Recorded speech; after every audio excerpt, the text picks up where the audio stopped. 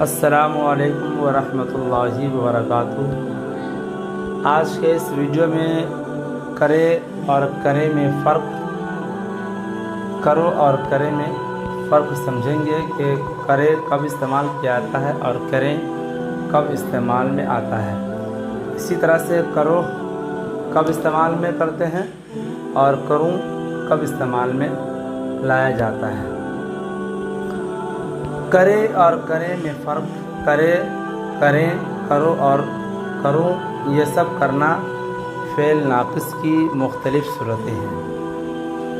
Number 1، کرے واحد کے لیے استعمال ہوتا ہے، جیسے احمد سے کہو کہ وہ محنت کرے، فرحانہ سے کہو اپنا وقت ضائع نہ کرے۔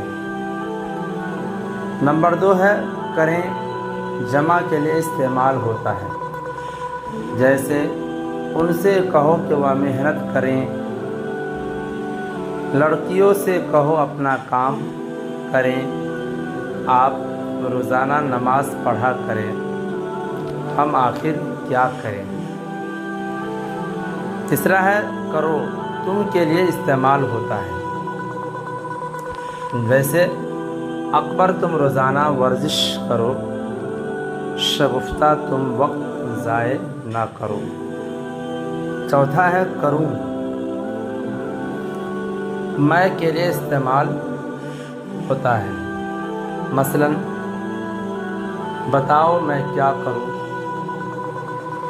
بتاؤ میں کیا کروں، مجھے چاہیے کہ اپنا کام وقت پر کروں۔